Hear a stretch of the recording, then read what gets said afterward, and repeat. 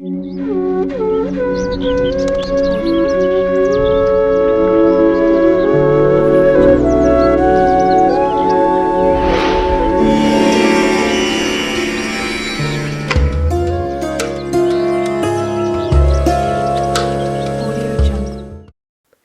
శాస్త్రం ప్రకారం జనవరి మొదటి నెల చాలా ప్రత్యేకంగా ఉంటుంది అంటారు.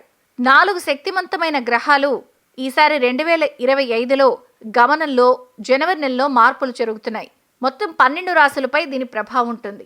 ఈ సంచారం జనవరి 4 నుంచి ప్రారంభమవుతుంది. గ్రహాల రాకుమారుడిగా పిలువబడే బుధుడు ధనస్సు రాశిలోకి ప్రవేశించి బుధ ఆదిత్య రాజయోగాన్ని ఏర్పరుస్తాడు. గ్రహాల రాజుగా పరిగణించబడే సూర్యదేవుడు జనవరి 14న మకర రాశిలోకి ప్రవేశిస్తాడు. ఒక వారం తర్వాత జనవరి 21న గ్రహాల పాలకుడు అంగారక గ్రహం మిథున రాశిని సంక్రమిస్తాడు.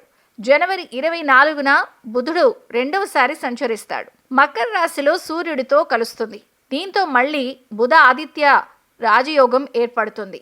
ఈ నెల చివరి వారంలో 28న శుక్రుడు రాశి మారి మీన రాశిలోకి శుక్రుడు సంచరిస్తాడు.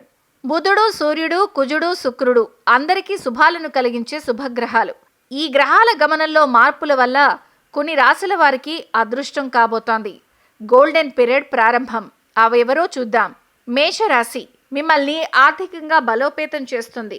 కొత్త ప్రాజెక్టులతో డబ్బు పెట్టుబడి పెడతారు. పిఎఫ్ లేదా బీమా డబ్బులు పొందొచ్చు. కొత్త కార్ని కూడా కొనొచ్చు. తులారాశి అదృష్టం కలిసొస్తుంది. ఆర్థిక సమస్యలు తగ్గడం ప్రారంభం.